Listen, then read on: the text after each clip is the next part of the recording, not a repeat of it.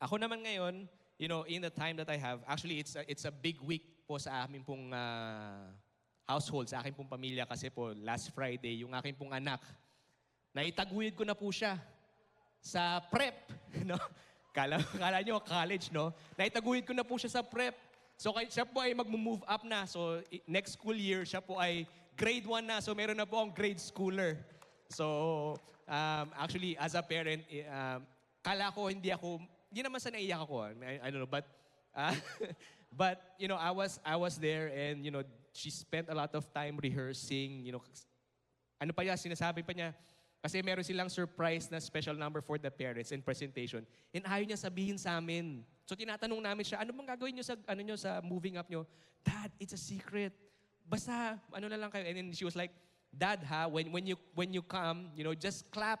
Don't shout. Kasi sabi niya, why would I not want to shout? Because I want to cheer you on. But basta, Dad. Sabi niya, Dad, medyo na talaga siya. Just clap. Sabi niya, okay. But then again, it blessed my heart. And of course, my wife. So yeah, meron na po akong grade schooler. Help me, Jesus. So sa oras na I have today, maraming salamat, Andre. No, but it's good. How many of you were blessed with what Andre spoke? Diba? And these are the men that speak to your children, every week, FNL and HE and all of these things. So ako naman, gusto ko lang ibahagi ang, I decided to title this message, kaalaman, karunungan, at kaunawaan. So, 3 K. Yan. So, in the time that I have, we'll try to go through this. And I want to read from Colossians chapter 1. So, I'll start with verse 9. Kaya't mula ng araw na aming marinig ito, hindi kami tumigil ng pananalangin para sa inyo at sa paghiling na kayo'y punuin ng kaalaman ng kanyang kalooban sa buong karunungan at pagkaunawang espiritual. So we're going to be talking about that verse. I'll just read the next verse as well. Upang kayo'y lumakad ng nararapat sa Panginoon, na lubos na nakalulugod sa Kanya, namumunga sa bawat gawang mabuti, at lumalago sa pagkakilala sa Diyos. Sa mga nakalipas na linggo, atin pong napapag-usapan, si Pastor Giselle last week, he was talking about that we have been gifted to grow. Tayo ay binigyan ng kakayanan ng Diyos para lumago. And of course, last week din si Pastor Heidi, which is alam naman natin na siya po talaga ang ating number 1 certified plantita on our staff sa ating pong pastor. Kasama na rin minsan si Pastor Gam kasi si Pastor Gam minsan nagkukwento rin siya sa amin kung paano magpapalago ng mga anik-anik sa bahay, kumbaga. Kung ano man yon, kayo na pong bahala. No, but then again, and she was talking about na tayo kailangan patuloy na lumago at magbunga.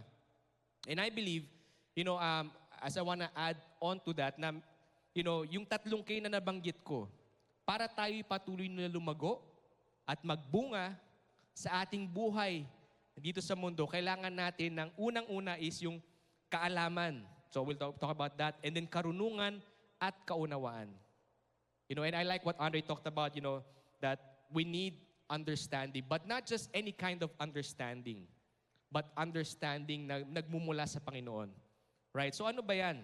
Diba? Ano ba yung kaalaman? I was thinking about it. And when I looked at it, it means knowledge. So it's good to know things. It's good to learn things. Minsan meron, di ba, yung mga bagay na natututunan nyo. How many of you like studying? Yan. Konti lang yung medyo nakamay. Parang siguro katulad ko. No? But then again, as people, we should never stop learning. Kailangan nating mapuno ng kaalaman. Di ba? Kailangan natin yan sa lahat ng bagay.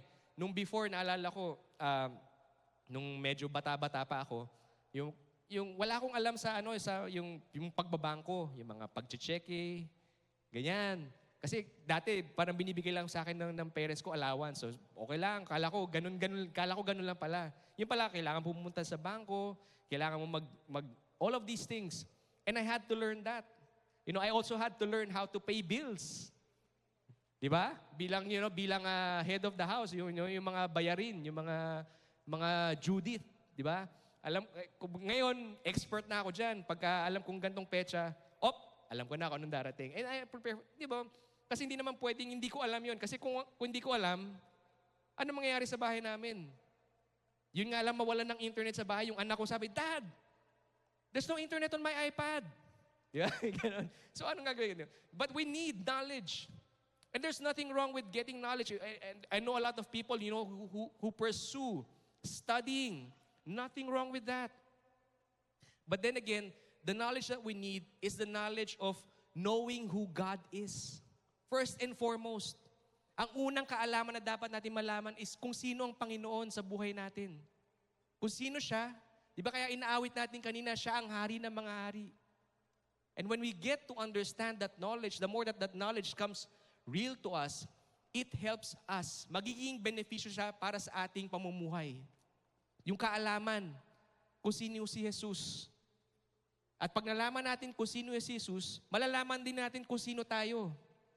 Matutuklas natin kung ano, di ba? Ano ba yung layunin ng Panginoon sa atin? Bakit ba ako nasa mundo?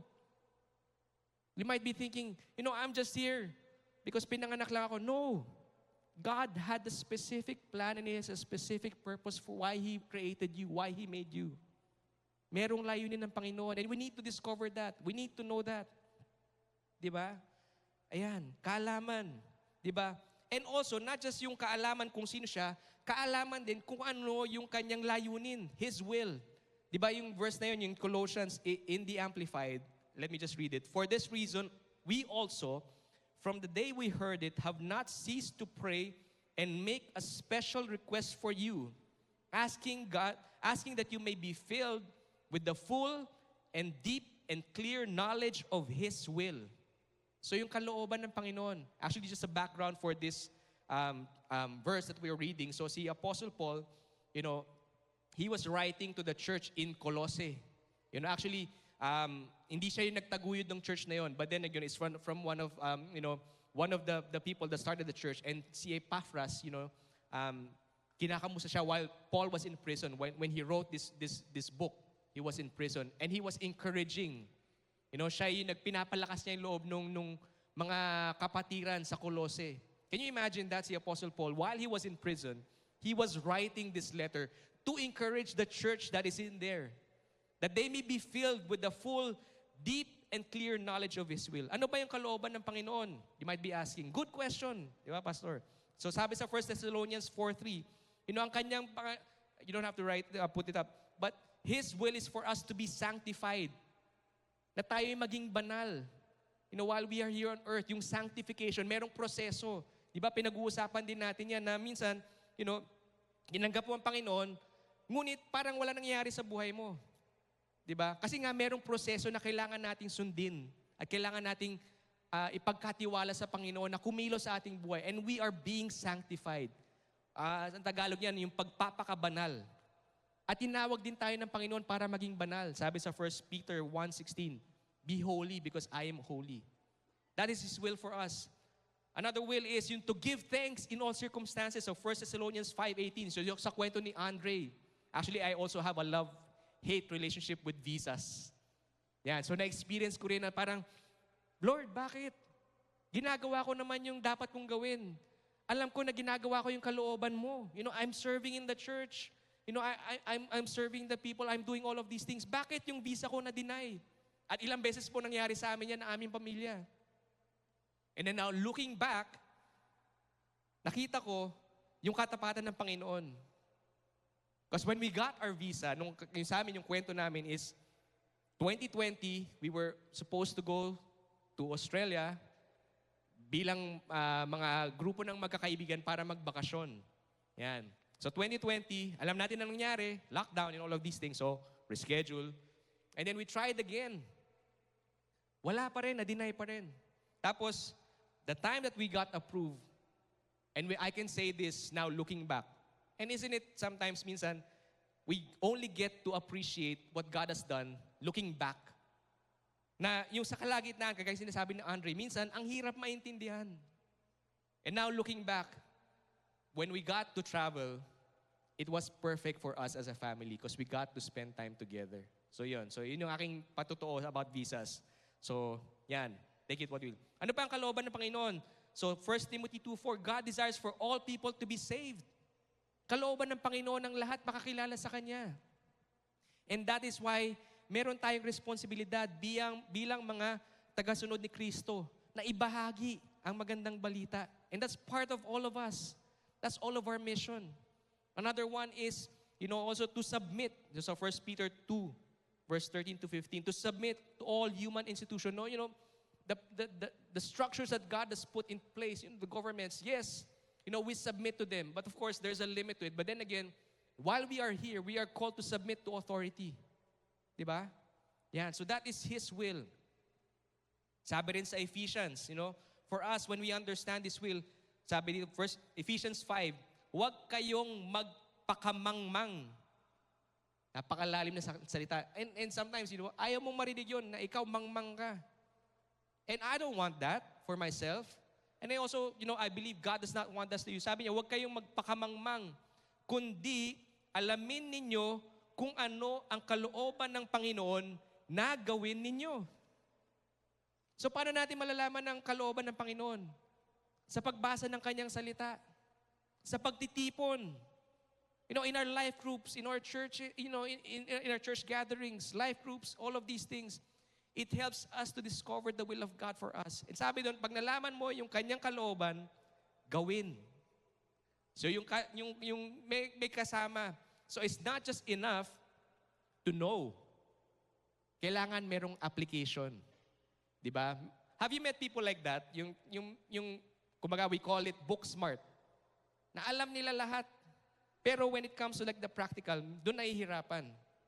Diba? Yung iba naman, street smart, kumbaga yung the other side of it, but they don't know the parang how it works. But then again, if you let them go, they would figure it out. Meron mga taong ganun. Kailangan mo ng balanse as well, di ba? Yan. So let us know the will of God. 7 minutes. Good. Number 2, pangalawang K, karunungan. So in the Amplified, sa binasa ko kanina, ibig sabihin nito, yung wisdom is comprehensive insight into the ways and purposes of God. So ano ba yung wisdom? Ang wisdom is, or yung karunungan is, the ability to accumulate and organize principles from Scripture. Diba? So yung mga binabasa natin, how many of you have read the Bible from Genesis to Revelation? Meron po bang nakabuo na yan? Kung wala pa, try nyo po. Magbabago po ang inyong buhay. Hindi lang po kayo makakatulog. No. But then, for me, as a leader, as a pastor, I've endeavored or I've tried to read the Bible, the whole, from Genesis to Revelation every year. So I've been doing that the last 4 years. So akin pong commitment yan na parang babasahin ko yung Bible from Genesis to Revelation every day hanggang matapos ko sa buong taon. Yan. So karunungan, di ba? Yan. So, the things that we read in the Bible, especially, we call Proverbs the book of wisdom. Di ba? If you read the book of Proverbs o yung Kawikaan, napakaraming mga nuggets of wisdom that you can use for your daily living. And wisdom is the ability, to take all of those truths and to apply it into your life. Diba? So pag in-apply mo siya sa iyong buhay, makita mo yung pagbabago. Diba? Yan, sabi rin sa James 1, verse 5. Diba? Ngunit kung ang sino man sa inyo ay nagkukulang ng karunungan, how many of you are like that? I'm the first one to admit na minsan, not minsan, hindi pala, all the time, I need wisdom. Di ba? Kung sino man sa inyo nagkukulang ng karunungan, humingi siya sa Diyos na nagbibigay ng sagana sa lahat at hindi nanunumbat. Di ba? Di ba napakagandang feeling no na, in the English it says, if any one of you lacks wisdom, let him come to God or ask God who gives generously. So ang karunungan na mula sa Panginoon, He gives it to us generously at hindi siya nanunumbat. Kumbaga, hindi kanya ipapahiya. Di ba minsan meron mga taong gano'n na, I'm not looking at anyone, di ba? I know it's not here, na minsan yung parang, parang kinukutsa pa pagka, oh, yung dami mong alam, gumaganon. Di ba? Not in this church, amen? Oh, konti lang yung nag-respond, which is good. Di ba? And if we need wisdom, we need to go to the source of wisdom. Di ba? Nagbibigay ng sagana sa lahat at hindi nanunumbat. At iyon, ang pangako ng Panginoon, if you ask, sabi doon, at iyon ay ibibigay sa Kanya. So kung ikaw gusto mo ng karunungan, alam mo kung kanino ka pupunta. Sa Panginoong Jesus. Yes, our pastors and our leaders are here. And I'm not discounting that. Hindi ko sinasabing huwag kayong kumausap sa amin. But even us, we need wisdom. And that's why, that is our desire as a church, that we endeavor to study the Word, to preach the Word, to share the Word to you, so that you will be equipped, na kayo mismo alam nyo ang gagawin. Kasi we won't be there sa inyo, unless invite nyo ako sa bahay nyo 24/7, na doon ako titira. Di ba? Pwede rin. No, hindi po pwede yun. But then again, we're not always there, but God is always there for you. At siya ang magbibigay ng karunungan sa inyo, sa ating lahat. Diba? Another verse, talking about wisdom. James 3. Actually, magandang basahin to. So if you have time, read James 1, James 3.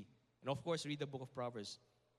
Sabi sa James 3:17, ngunit ang karunungan na buhat sa itaas, unay malinis, saka mapagpayapa, banayad, mapagbigay, puspos ng kaawaan at ng mabubuting bunga, walang pagtatangi at walang pagkukunwari. In the English it says in the Amplified, but the wisdom that is from above is first pure, morally and spiritually undefiled, then peace-loving, courteous, considerate, gentle, reasonable, and willing to listen, full of compassion and good fruits. It is unwavering, without self-righteous hypocrisy, and self-serving guile. Medyo malalim yun, no? But then again, the wisdom that is from above, sa Panginoon, unang-una, ito ay puro. Ito ay mapagpakumbaba. Ito ay, sabi dito, gentle, courteous, magalang. Diba? And we all need that. Diba? How many of you need that kind of wisdom that comes from above?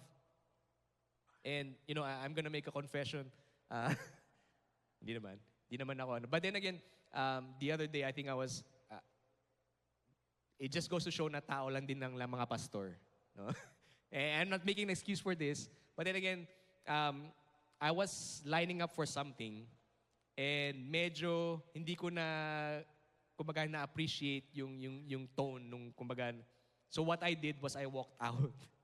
Hindi ko na masabihin ko, no? Alam ko, after that, I felt so bad na alam ko mali yung ginawa ko, mali yung response ko. So I asked God for forgiveness, but then again, and I realized that, I need God's wisdom. I need to be more courteous. I need to be gentle. In everything that I do. And even pastors experience that. Amen? So that's my confession to you. Patawarin po nawa ako ng Panginoong Diyos. And I believe that. Hindi ko alam kung taga New Life. So kinakabahan din ako. Sabi ko, baka, kasi alam ko, nangyari lang yun. Baka isipin ito, parang kilala ko to ah. Yeah. No. And then, also hindi naman another confession. I was in the hospital, I think it was yesterday. I was doing some checkups. Everything's good, everything's okay. And then I saw this lady who was looking at me. And yung tingin niya, yung parang titig talaga sa akin. Kasi gwapo ako eh. No? No. But then again, parang na-realize ko na familiar siya sa akin, yung mukha niya. I don't know if she's here today. But then again, so my natural response would be, kung saan man tititigan ako, hindi naman yung ba't mo ako tinitignan? Ano bang ginawa ko sa'yo? Parang, I don't know you. But then again, I stood up and then I passed her and then she asked me, di ba ikaw po yung taga New Life, yung nagbe-preach? Sabi ko, opo, hello po. Pero hindi ko naman siya tinarayan. Hindi ko siya tinarayan. But then I talked to her. Kasi nga, medyo, alam ko na medyo familiar na yung faces sa akin. So I said, hello po, kumusta po kayo? And then she asked me, oh, how are you? Is everything okay? Ako pa yung nag-guilty. Kasi ako pa yung kinamusta niya. More than me talking to her. Di ba? Sabi niya, oh, I'm just doing some tests. Everything's okay. Tapos ako naman, kayo po, kumusta po kayo? Oh, I just had an open heart surgery but I just needed some further checks. And then, okay lang po ba kayo? And sabi niya, yeah, I'm good. So it's good to see you. And then, yun, doon na po nagtapos yung kwento. So it's good. So I need wisdom in situations like that. If you see me, if I don't say hi, especially pag wala po ako sa lamin, kasi pag wala po ako sa lamin, wala po ako nakikita. I just need this to read and to drive and all of these things. But yun, so kung minsan, I've experienced this, no? Hindi po ako, well, although suplado naman talaga ako, but then I try to be better in Jesus' name. Yan. So pagka hindi ko po kayong initian, hindi po ibig sabihin, galit ako sa inyo. Maybe hindi ko lang po kayo makita. Okay? So yan. Last one. Can we have some few more minutes? Okay lang po ba? Number 3, tapusin ko lang po dito. So, pagkaunawang spiritual or spiritual understanding. Yan. So, ang ibig sabihin nito is discernment of spiritual things and the application of those principles to daily living. So, kagaya sinabi ko, we need to get knowledge, knowledge of who God is, also the knowledge of His will. We need the wisdom. We gather the spiritual truths. And then the understanding part is, yung pagkaunawa or kaunawaan is how we apply it in our daily lives. Kasi hindi pwedeng kulang yung tatlo na yon. Kailangan sama-sama siya na ating i-apply sa ating buhay para tayo'y patuloy na lumago at magpatuloy at magbunga. Di ba? Sabi sa Proverbs 4, let me just read this. Kunin mo ang karunungan, kunin mo ang kaunawaan, huwag kang lumimot, ni sa mga salitang ni sa mga salita ng aking bibig ay humiwalay. Huwag mo siyang pabayaan at ikaw ay kanyang iingatan. Ibigin mo siya at ikaw ay kanyang babantayan. Verse 7, I like this. Ang pasimula ng karunungan ay ito. Kunin mo ang karunungan at sa lahat mong kukunin ay kunin mo ang unawa. In that verse, it says there that, in all of our getting, sa lahat ng ating kukunin, we need to get wisdom and understanding. We need to make priority of that in our lives. Bilang mga tagasunod ni Kristo, we need that. Yan. So in the Amplified, it says, get skillful and godly wisdom. Acquire understanding. Actively seek spiritual discernment, mature comprehension, and logical interpretation. Do not forget nor turn away from the words of my mouth. So this is God speaking. Do not turn away from her wisdom, and she will guard and protect you. Love her, and she will watch over you. The beginning of wisdom is this. Get skillful and godly wisdom. It is preeminent. And with all of your acquiring, get understanding. Actively seek spiritual discernment and mature comprehension and logical interpretation. So again, 3 K na kailangan natin. Kaalaman, karunungan, at kaunawaan. In this moment, as we close this time together, maaring meron sa atin, as you have heard these words and yung words ni Andre kanina, and you might be thinking, maganda yung mga sinabi nyo, kapatid, but I want something more. And I believe, as we have said, we need to desire wisdom. But all of this begins with having a relationship with the person that is Jesus. At ngayon, sa pagkakataong ito, if I can ask everyone to bow their heads and close their eyes. And I don't want to miss this opportunity na maaari, hindi mo pa kilala o hindi ka pa nagkakaroon ng relasyon kay Jesus. Maaring kilala mo siya na, siya yung pinako sa krus and all of these things, but you've never really had a relationship with Him. Let me invite you na tanggapin siya sa inyong puso. And when you invite Him, that is the beginning of wisdom. Kasi makikilala mo siya at ipapakilala niya sarili niya sa iyo. And that will help you in your life. So if that is you, and even those of you watching online, and if you know in your heart that you don't know Jesus yet as your personal Lord and Savior, I want to invite you in a prayer. At yung panalangin na ito, it's not gonna save you, but it is, the Bible says that, if you believe in your heart and confess with your mouth that Jesus Christ is Lord, and He will save you. So sa munting panalangin ito, let me just ask everyone if you can pray this prayer with me. Panginoong Jesus, salamat sa iyong buhay. Salamat ay ikaw ang namatay para sa akin. Tinatanggap kita sa aking puso bilang aking Panginoon at tagapagligtas. Salamat sa iyong kaunawaan na binibigay sa akin. At mula ngayon, ako ay iyong anak na. At ako ay mabubuhay para sa iyo hanggang makita kita muli. Sa pangalan ni Jesus. Amen. Amen.